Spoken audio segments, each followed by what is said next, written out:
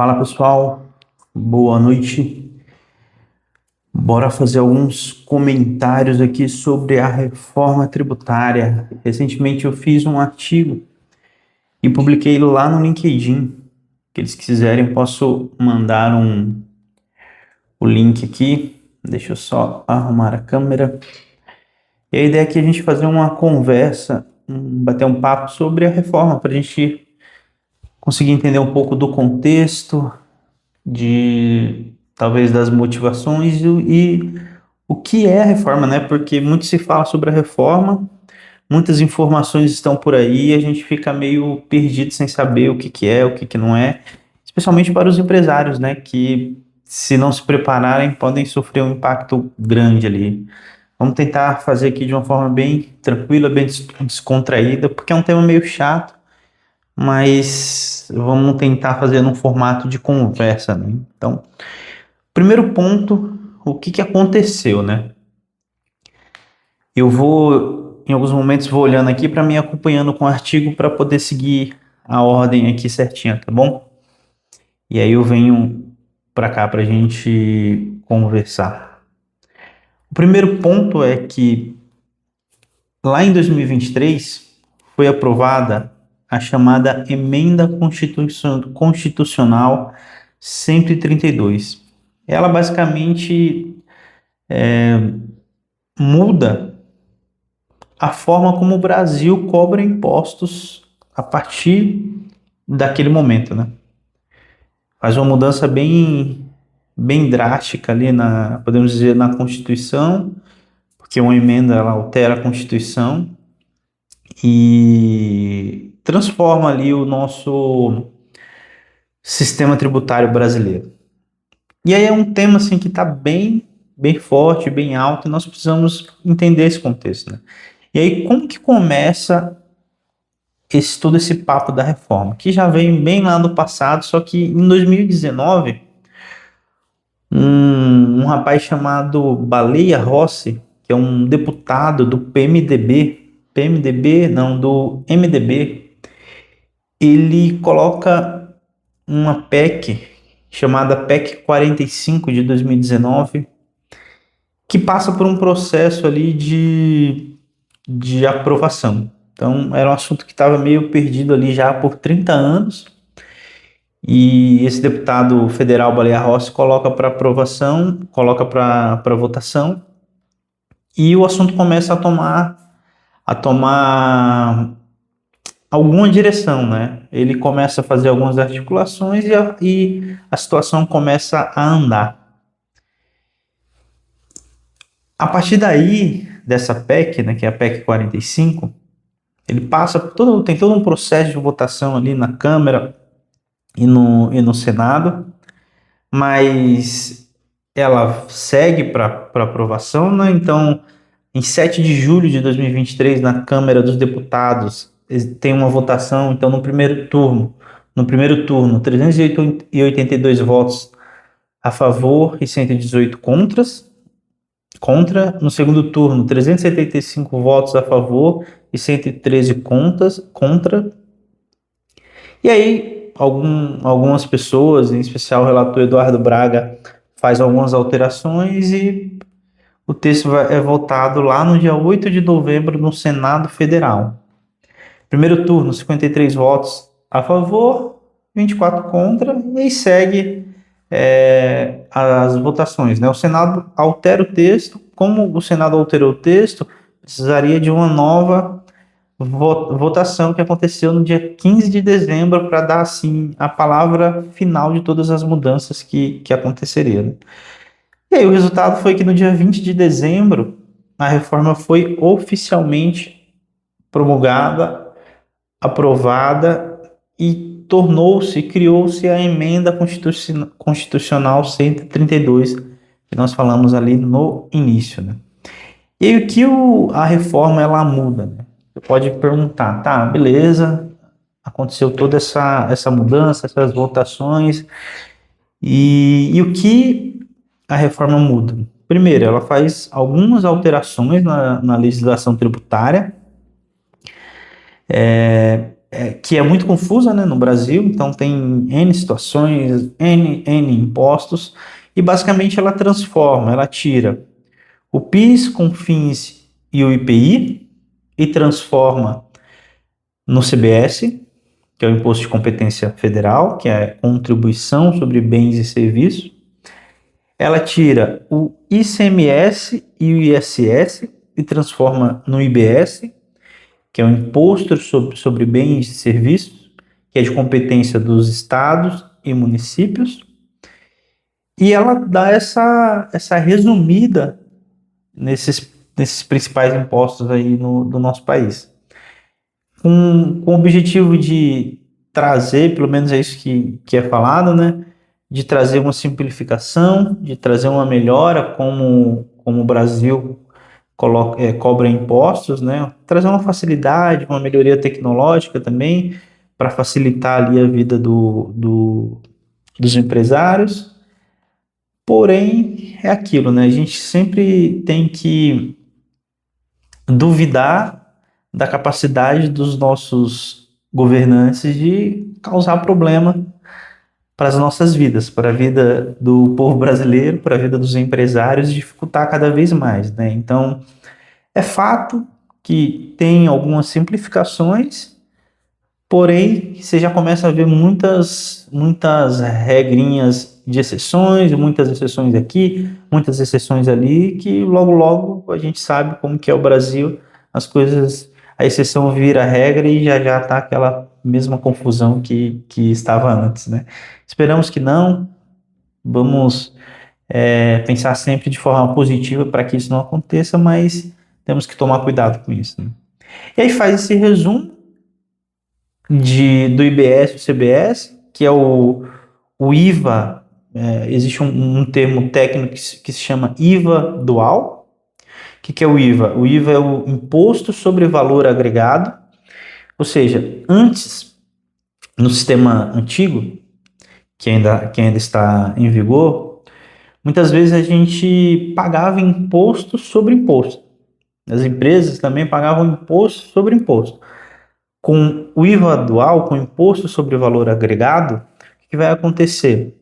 As empresas poderão aproveitar os créditos, os impostos que já foram pagos ao longo da cadeia. Então, se uma empresa comprou algo e pagou o imposto, dependendo se aquilo que ela comprou gera crédito, ela vai poder aproveitar para abater no imposto que ela irá pagar lá na frente. Então, no final de tudo, o imposto sobre o valor agregado basicamente é isso. Você vai pagando vai pagando tributo ao longo da cadeia que você vai produzindo, comprando e vendendo, e aí você vai aproveitando desses créditos dos impostos que você já pagou. Então, isso vai facilitar, vai diminuir ali aquela confusão que tinha antes de você pagar imposto sobre imposto. Então, por exemplo, atualmente, o imposto ele é cobrado por dentro. Então, a gente cobra impostos, a gente cobra um percentual do imposto em cima do valor do produto já com imposto. Então é uma duplicidade de imposto, então vira um caos, uma completa confusão. Por isso que os nossos preços são todos altos, tudo que a gente vai comprar aqui no Brasil é um pouco mais alto do que quando importa algo lá fora, porque tem essa duplicidade, essa confusão no sistema tributário brasileiro. E aí, na teoria, a reforma vem para facilitar e para ajudar nesse sentido, tá bom? Um outro ponto que vale a gente colocar é que haverá um período de transição. Então, existe um cronograma que começa ali do mais simples até as situações as ações mais difíceis que as empresas terão que, que se encaixar, né? Então, esse cronograma ele está aí disponível, é importante acompanhar para que todo mundo consiga se preparar, né? Todas as empresas, em especial, consigam se preparar e não sejam impactadas tanto por questão tecnológica, questões de sistemas que precisarão ser alterados, que precisarão ser mudados. porque são questões de processos mesmo, porque muda muita coisa, então simplifica os impostos, talvez irá simplificar os departamentos fiscais aí Brasil afora. Porém, até isso acontecer, existirá o que chamam de período de transição. Durante o período de transição, esses impostos serão cobrados num, como eu posso falar? Eles serão cobrados, me fugiu a palavra aqui agora, mas juntos, né, podemos dizer. Então, as empresas terão que lidar com as duas situações ao mesmo tempo. Então, isso será um desafio grande para as empresas, ela tendo que se adaptar a algo novo e, ao mesmo tempo, continuar com a operação do dia a dia ali que precisa ser feito. E aí é muito importante que a gente tenha e consiga organizar isso de uma forma que não falhe ali na hora de cumprir as obrigações, né?